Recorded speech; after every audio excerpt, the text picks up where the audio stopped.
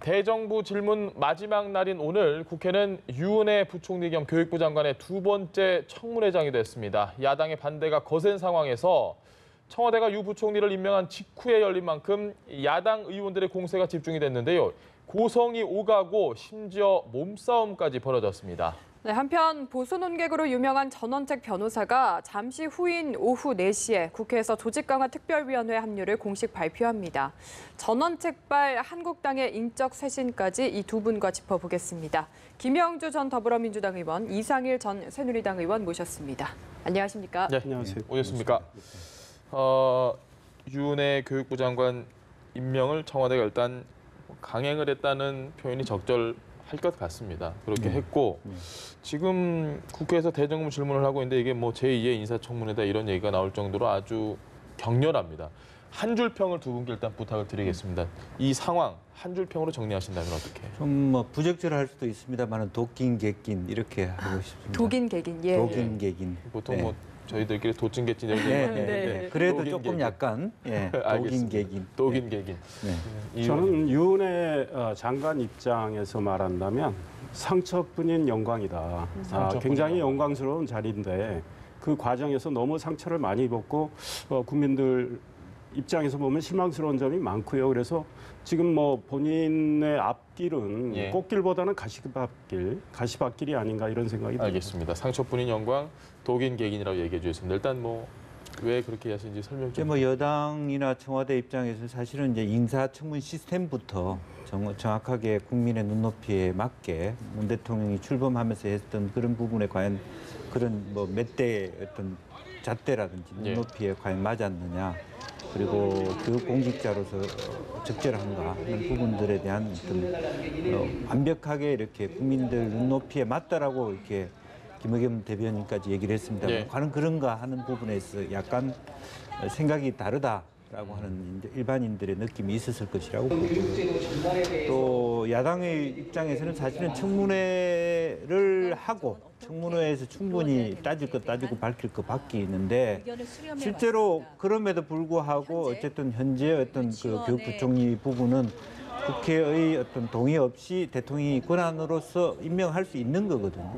그러면 따질 것은 따지더라도 이제 대통령의 고유 권한으로 넘어갔을 때는 그것에 대한 일정한 존중이 좀 있어야 되지 않느냐 하는 것이고, 그런 면에서 사실은 대정부 질의라고 하는 것 자체도 이제는 낡았다는 느낌까지 듭니다. 이것이 과거처럼 그 서로의 설전을 벌이는 여러 가지 야유의 공간이 아니라 이제는 조금 더 서구화돼 가지고 정말로 국민의 대표하는 국회의원으로서 자기가 원하는 부처의 수장을 불러다 놓고 개인적으로 따질 거 물어볼 것을 하는 좀 더 어떤 실리에 맞는 어떤 대정부 질의를 해볼 필요가 있는데 사실은 지금도 변함이 없어요.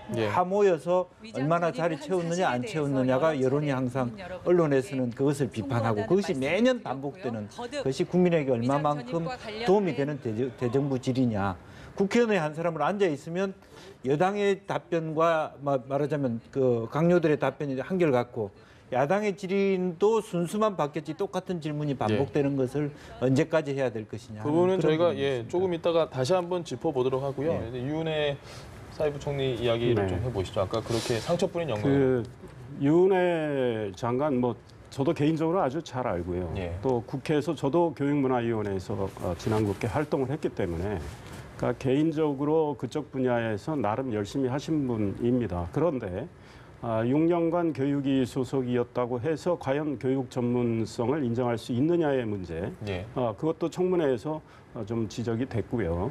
앞으로는 본인이 그거에 대한 걱정을 불식시키려면 역량을 보여줘야 될 텐데 과연 제대로 할 수 있느냐의 문제가 있고, 그다음 본인의 도덕성이 생각보다 많은 의혹 제기로 인해서 많이 훼손이 됐다 이런 생각이고, 이와 관련해서 아쉬운 점은 청와대에서 검증을 과연 제대로 했느냐. 지금 미국 같은 경우는 철저히 검증을 하기 때문에 청문회에서 정책 검증이 이루어집니다. 신상에 대한 도덕성에 대한 문제 제기는 별로 이루어지질 않아요. 사전에 다 검증을 하고 또 의회와 정보를 공유하기 때문에 청문회 과정에서는 정말 정책 역량을 따지는 건데, 우리나라는 그전에 제대로 검증하는지에 문제가 있고요. 또 이 검증 과정에서 나온 문제를 야당과 국회와 공유를 하지 않기 때문에 우리 청문회는 도덕성 검증이 되는 겁니다. 그런데 도덕성 검증에서 과연 국민의 눈높이에 맞게 이분이 그동안에 활동을 해왔느냐에 대한 문제 제기가 있었던 거고요. 만약에 현재 여당이 야당이었을 때 예. 이명박 정부나 박근혜 정부가 유은혜 지금 장관 같은 분을 교육부총리 후보자로 내세웠을 때 그러면 지금 여당은 과연 청문보고서 채택해줬겠느냐. 지금 여당이 말하는 것처럼 문제 없다고 할 거냐. 제가 보기엔 100% 아닙니다. 이 과정에서 저는 문재인 대통령에 대한 문제 제기를 하고 싶은 것이 정말 훌륭한 인사가 그렇게 많은데 왜 이렇게 편협한 인사를 통해서 꼭 흠결이 있는 분을 낙점을 해가지고 결국은 국회가 파행으로 이루어지게 하느냐에 대한 점이죠. 그러니까 정말 전문성이 있고 도덕성이 훨씬 뛰어난 분들을 인재를 널리 찾으면 저는 유은혜 장관보다 훨씬 훌륭한 분을 찾을 수가 있다고 생각하는데 계속 캠코더 인사만 하시다 보니까 코드 맞는 분들을 고르다 보니까 이런 상황을 자초한 거 아니냐 이런 생각이 들고 앞으로 유은혜 장관이 작은 실수라도 한다면 본인은 굉장히 큰 아마 여론의 비난을 받게 될 거예요. 그래서 정말 열심히 해줘야 되겠고 사회부총리로서의 역량도 지금 물음표인데 빨리 일단 장관이 됐으니까 뭐 축하는 드리지만 자기의 영역, 교육 영역 말고 노동이니 복지니 환경이니 이런 쪽에 대한 업무 파악도 제대로 해서 뭔가 조금이라도 성과를 보여줘야 되는데 그러지 않을 경우는 정말 1년 정도 있다가 이 다음 총선 대비하는 소위 말해서 경력관리용 장관으로 끝나면 결국 문재인 대통령의 인사가 잘못됐다는 걸 보여주는 셈이다. 이런 지적을 하고 싶어요. 네, 유은혜 장관의 뭔가 자질 문제도 짚어주셨고 청와대 인사 시스템까지 짚어주셨는데 어쨌든 그래도 이야기를 한 대로 이제 임명이 된 거잖아요. 적법한 절차를 통해서. 그런데 보수 야당에서 계속해서 사퇴를 주장하는 부분은 좀 어떻게 보시는지요? 야당 입장에서는 청문 보고서를 채택을 하지 않았기 때문에 아직도 유은혜 장관으로서 자격이 있느냐라는 문제 제기 차원에서 자진 사퇴를 이야기를 하는 거죠. 물론 자진 사퇴할 가능성은 없죠. 그럼에도 불구하고 야당은 계속 이분에 대한 어떤 그 역량 그리고 이분의 도덕성에 대해서 인정할 수 없다라는 차원에서 이야기를 하는 겁니다. 아마 국정감사가 또 10일부터 열리는데 그때 국정감사 때도 비슷한 지적을 할 겁니다. 그때 유은혜 장관이 뭔가 적어도 전문성, 교육부총리로서 또 사회부총리로서의 어떤 역량을 조금이라도 보여주지 않으면 야당의 그 사퇴 이야기는 계속 지속될 가능성이 있다 이런 생각입니다. 알겠습니다. 이 부분을 저희가 꼭 짚고 넘어가야 될 것 같은데요. 뭐 자질 문제도 논란이 되지만 사실은 총선 출마 여부 그러니까 이제 한 1년 좀 넘게 남았습니다. 근데 답변을 한 게 제가 정확한 워딩을 불러드릴게요. 유은혜 장관이 이렇게 답했습니다. 총선 출마 여부에 대해서 총선 출마 불출마가 중요한 게 아니라 그 기간 동안 얼마나 최선을 다해 일을 하고 성과를 내느냐가 중요하다. 어떻게 보십니까? 저도 그 대목을 눈여겨봤는데 사실은 교육 분야는 1, 2년의 승부가 되는 것이 아니라 최소한 3년의 사이클이 필요합니다. 교육 제도라고 하는 것은. 지금도 뭐 어제 오늘 그 언론에 나왔다시피 무상교육을 고교 무상교육 얘기를 했을 때 바로 내년부터 할 수 있느냐에 대한 그런 것이 어떻게 보면 굉장히 말하자면 숙련되지 않는 상태에서 정책이 나옴으로 인한 혼란을 일선 학교에다 줄 수 있다는 부분이거든요. 그렇다면 사실은 대통령 입장에서 아예 교육부총리를 뽑을 때 당신 다음 총선 불출마를 전제로 담보로 깔아놓고 해라 이렇게 얘기를 했어야 되고 어떤 면에서는 좀 그것도 불사하겠다 이렇게 답을 해야만 저는 정상적이라고 보여지거든요.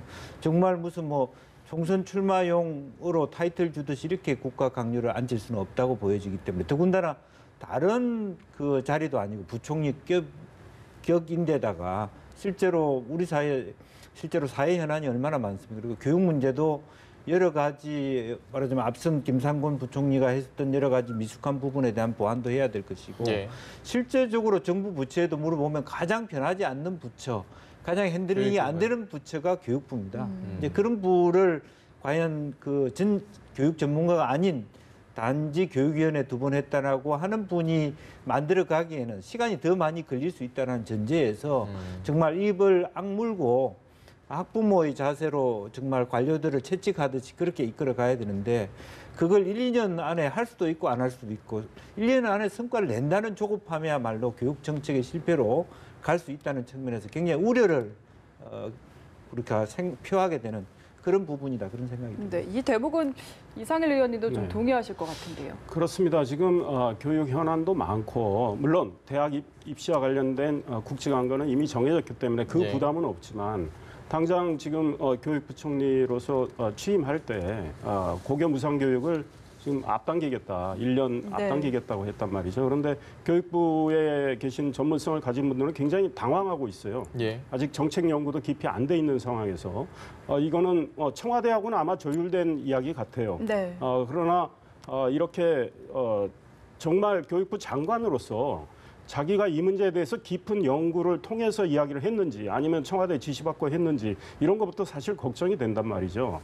그리고 지금 전문성에 대한 교육 전문가들이 많은 우려를 하고 있고 예. 심지어 교원단체 중에 제일 큰 교총에서도 결국은 대통령의 임명 강행을 납득할 수 없다라는 지적까지 했거든요. 예. 그러니까 이 교육 전문성에 대한 많은 걱정이 있습니다. 그거에 대해서 본인이 어느 정도 자기 성과를 내면서 전문성을 보여주느냐. 제가 보기에는 현재로서는 물음표고요. 예. 조금 회의적입니다. 교육 전문성으로 따지자면 전임 김상곤 교육부 총리, 장관이 훨씬 전문성이 높다고 할 수 있지만 예. 그분 우리 국민들이 그분 성공했느냐 하면 실패한 걸로 보는 거 아니겠습니까? 네. 그런데 어떤 면에서는 그분보다 못한 분이 왔기 때문에 더 걱정이 되는 거죠. 이런 점을 윤회 장관이 염두에 두고 정말 분발을 해야 되겠다 이런 생각이 들고요. 알겠습니다. 한 말씀 더 드리면 예. 대통령께서 임명장 주실 때 청문회 과정에서 고생했던 예. 장관들이 더 잘하는 경우도 있다고 그랬는데 저는 거기에 문제 제기하고 싶어요. 왜냐하면 송영무 전 국방부 장관 청문 보고서 채택 안 됐는데 대통령이 임명 강행했습니다. 예. 그분 잘했습니까? 그다음에 지금 강경화 현 외교부 장관 역시 예. 청문 보고서 채택 안 됐는데 임명 강행했죠. 북한 핵 협상에서 이분이 외교부 장관으로서 제 역할을 하고 있나요? 이런 문제 제기를 하고 싶어요. 그러니까 정말 대통령의 인사가 제대로 돼야 되겠다. 그리고 대통령은 제발 인재를 좀 널리 찾아주셨으면 좋겠다. 이 말씀 드리고 싶어요. 알겠습니다. 저희가 지금 대담을 하고 있는데요. 조금 전에 뉴스 속보가 나갔습니다. 다시 한번 제가 좀 정리를 해드리면 이명박 전 대통령 1심 선고가 내일 있고 저희가 이걸 원래 생중계를 좀 방송에서도 그대로 보여드리려고 했는데 이명박 전 대통령의 모습은 내일 볼 수 없을 것 같습니다. 선고에 일단 불출석한다. 건강 상태가 좀 우려가 된다. 이런 이유로 지금 출석하지 않는다는 속보가 들어왔는데요. 이 소식 지금 좀 전해드렸습니다. 불출석 사유서를 제출을 했는데 이 내용을 저희가 네. 다뤄볼까 하는데 오늘 좀 글쎄 이슈가 아마 많아서 보기에는 이제 예. 그 중계를 한다는 것에 대한 좀 부담이 부담이 있었을 것 있는 같아요. 것 같습니다. 지금 말씀하시는 거 보면 물론 건강 상태를 우려한다, 경호 문제 염려한다라고 하는 부분이 본질적인 부분이겠지만 실질적으로 보면 여러 가지 국격을 유지하는데 또 이게 생중계됨으로써 오히려 국민의 갈등을 유발할 것이다라고 하는 것은 중계의 방점이 사실은 더 많이 찍혀 있는 거 아닌가 불출석 사유로서 말입니다. 알겠습니다. 네. 이 박근혜 전 대통령의 경우 중계를 했지 않습니까? 예. 그러니까 법원 입장에서는 중계를 허용하는 걸 이해할 수 있는데 이명박 전 대통령 입장에서는 그걸 받아들이기 좀 어려운 측면이 있었던 것 같고 내일 굉장히 중요한 날이죠. 그러니까 특히 법원 출입 기자들은 매우 바쁜 날입니다. 그러니까 네. 이명박 전 대통령 그다음에 김기춘 전 비서실장, 조윤선 전 장관 전부 같은 날 신동빈 선거가 회장도 있고요. 그렇습니다. 이루어지는데 이명박 전 대통령의 경우는 결국은 다스의 실제 주인이 누구이냐가 이제 쟁점인 거죠. 만약에 법원에서 검찰의 논리를 받아들인다면 네. 검찰은 기소할 때 다스의 실제 주인은 이명박 전 대통령이다. 이제 여기서 시작해서 결국은 구형 20년을 하고 또 벌금도 한 370억 원 구형할 때 이야기를 하고 했는데 만약에 법원이 그 논리를 받아들인다면 상당한 중형이 나올 가능성이 있지만 그 다스의 실제 주인이 이명박 전 대통령 주장대로 내가 아니고 내 형일 형이고 것이다. 또 뭐 돌아가신 처남이다. 이럴 때는 법원이 그거를 수용한다면 검찰의 논리는 상당히 깨지기 때문에 내일 굉장히 관심이 되는 날이죠. 네. 알겠습니다.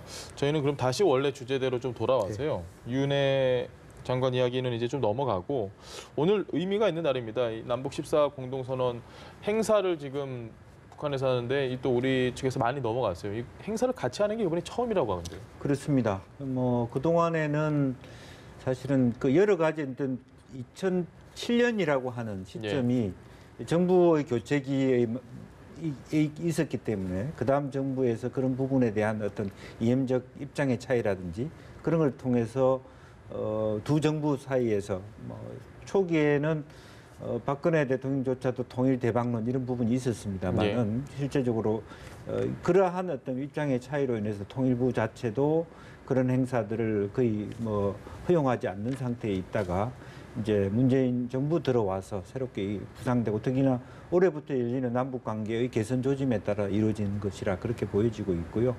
실제로는 뭐 언론에서는 무슨 노건평 씨, 김정은 위원장 이렇게 다루는데 나는 그것은 적절하지 않다고 보고요. 이세들이 만나냐 안 만나냐 그거는 조금 어떤 면에 희화하는 부분도 없잖아 있고 꼭 만나야 될 것 같지는 않습니다만은 어쨌든 그동안에 예찬 그 대표가 갔다는 것은 국회 차원에서 모임이 가능할 것인지 또 각계의 그동안의 어떤 통일에 대한 여러 가지 어떤 그 노무현 정부 때를 주축으로 한 인사들이 많이 갔기 때문에 그런 부분들을 민간 차원에서 어떻게 다차원적으로 또 학술적으로 보완할 수 있을까를 점검할 수 있지 않느냐 그렇게 좀 더 거시적으로 봐야 된다 이런 말씀이십니다. 알겠습니다. 네, 이게 2007년에 14선언이 있었는데 11년 만에 첫 행사를 한다는 건 참 현재 남북 관계가 좋다 이런 느낌이 더더욱 와닿더라고요. 그러니까 사실은 민간 간의 교류가 시작되는 건 그 의미를 뭐 깎아내릴 이유는 없다고 생각하지만 한편으로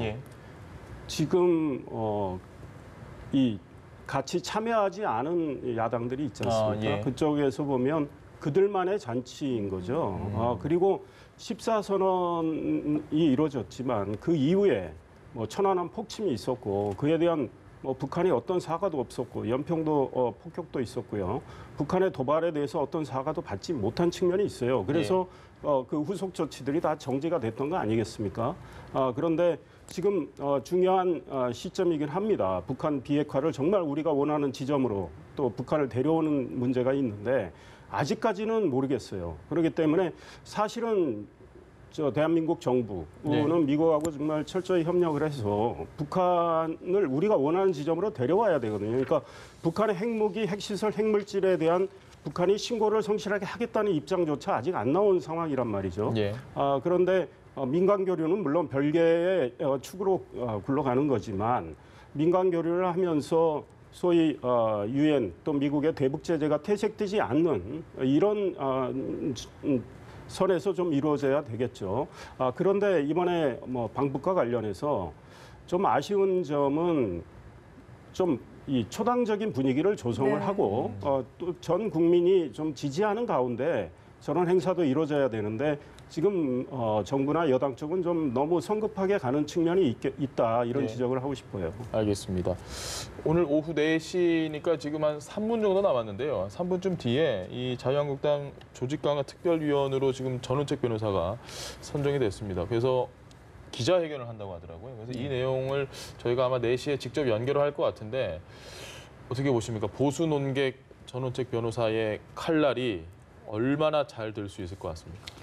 사실은 조광특이라고 하는 것은 정말 일선에서 정말 그 천병의 장수 역할을 진짜 칼질을 하는 역할인데 실제로 말씀으로 하는 어떤 논객의 그 칼날이 현실 정치권에 통할 것이냐 하는 실험대라고 보여지는데 간단하지 않거든요. 어느 한 분 한 분이 자기 지역을 지키는데 얼마나 공을 쏟고 그렇기 때문에 실제로 정확한 그 맥락을 가지고 또 팀을 짜가지고 지금도 현재 이제 구성하는 데 있어서 애를 먹고 계시지만 그렇게 강력한 힘을 가지고 하지 않으면 안 된다는 측면이 하나 있고 또 시기적으로 조금 어정쩡합니다. 지금 총선을 앞두고 있어서는. 그래서 그런 면에서 그러한 시점의 문제와 실제로 지역 현안의 문제 그런 것을 다 맞춰가면서 말하자면 자유한국당 내에서 개파 간의 어떤 골 이런 것들을 다 보시면서 그 문제를 해결할 수 있을까? 그렇다고 해서 모두 다 나가라 할 수는 없고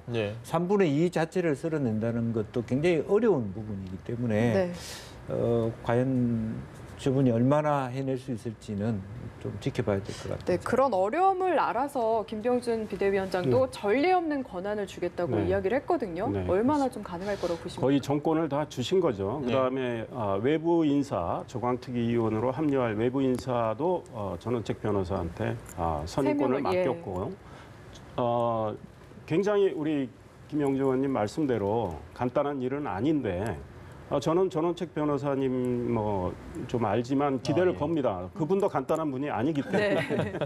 그런데 저는 개인적으로 현재 무소속으로 있지만 자유한국당이 정말 쇄신이 돼야 되고 네. 쇄신의 핵심은 인적 청산입니다.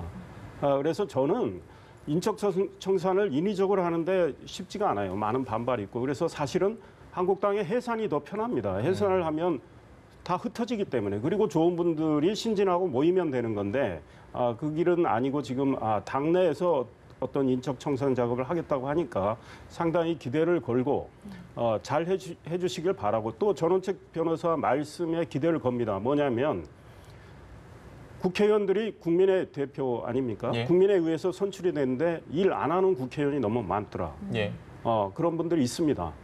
그런 분들은 제가 보기엔 국회의원 할 자격이 없습니다. 그래서 옥석 구분 제대로 해서 쇄신을 할 때 그런 분들은 이 다음에는 다시 국회에 진입하지 못하게 하시는 것 중요한 일이라고 생각을 하고 또 하나 국가적인 어떤 정책 어젠다에 대해서 깊은 이해가 부족하고 대안 제시 노력이 부족하다. 그거 옳은 말씀이에요.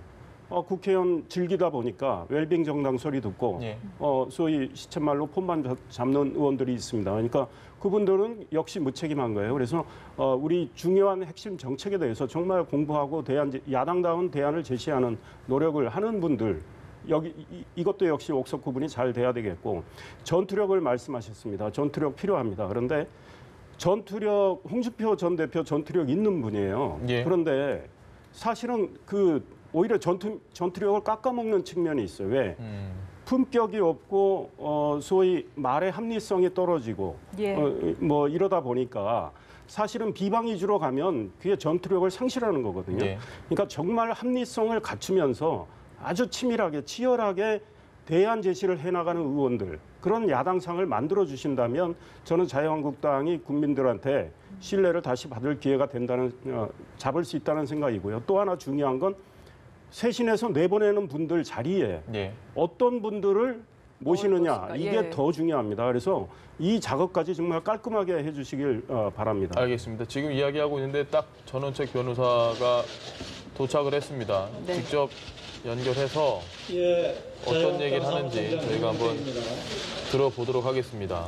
자유한국당이 조광특위 위원회를 구성함에 있어서 외부 인사 전원을 당연직 인사 3명을 뺀 4인을 저는 외부 인사로 모신다고 말씀을 드렸고 그중에서 전원책 변호사님을 저희가 모셨습니다. 전원책 변호사님께서는 아시다시피 보수정권에 굳건한 신념을 갖고 계시고 보수 대통합에 대해서도 굳은 신념을 갖고 계십니다. 김병준 비대위원장께서 말씀하신 대로 저희가 조광특위 운영함에 있어서 공정과 변화를 최우선 원칙과 가치로 삼아서 조광특위를 운영하겠다는 다짐을 드린 바 있고 그런 차원에서 전원책 변호사에게 외부 인사 전원을 추천해달라고 말씀을 드렸고 그 권한에 대해서도 유례없는 권한을 주신다고 말씀드린 바 있습니다. 오늘 우리 전원책 조광특위 외부 인사위원으로서 국민과 언론 여러분께 조광특위 운영에 대한 전원책 변호사님의 생각과 소신 그리고 향후 계획에 대해서 국민 여러분과 언론 여러분께 말씀을 드리도록 하겠습니다. 예, 제가 먼저 인사부터 하겠습니다.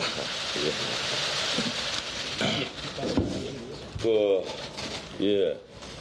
좀 긴장도 풀 겸해서 좀 편한 긴장도 풀 겸해서 좀 편한 얘기부터 합시다. 내가 방금 운전을 해서 오면서 생각을 했어요. 이 러시아 혁명이 1917년에 있었는데 카르 마르크스가 생각하는 임금 노동자가 많은 영국이나 독일이 아닌 인구가 1억 600만 정도, 1억 6천만이었죠. 그 중에 불과 1,000만 명 정도가 임금 근로자였던 러시아에서 일어난 혁명이 그 1917년 혁명입니다. 그 우리가 레닌 트로츠키 혁명이라고 하는 혁명인데 나중에 이 평론가인 카르마시노프가 한 얘기가 있어요. 러시아 혁명은 명예를 부정한 것이다. 내가 지금 이 긴장 풀기 위해서 드리는 얘기입니다. 요사이 요사이 세상 돌아가는 게 이게 우리 사회가 명예를 부정하는 것. 과거에는 뭐 권위라고 했습니까? 근데 이 권위가 아니고 이제 그 권위를 넘어서서 명예를 부정하는 그런 일들이 매일처럼 일어나고 있는 것 아니냐 이런 생각을 했습니다. 그래서 저는 내가 오늘 기자 여러분들께 말씀드리지만 이 현실 정치를 하겠다는 생각은 원래부터 없었습니다. 과거에 제가 한마디 변명도 하지 않았는데 그 이회창 총재님 그 곁에 이 대변인을 아마 기네스북에 오를 기록이죠. 공당의 대변인을 나흘 만에 그만두고 떠난 적이 있었는데 그때도 제가 총재님 뜻을 거스를 수밖에 없었던 게 그 나이에 현실 정치를 할 배짱이 없었습니다. 근데 제가 왜 이 자리에 섰는가 하면 그만큼 우리 보수가 그리고 대한민국이 절박한 입장에 놓여 있다.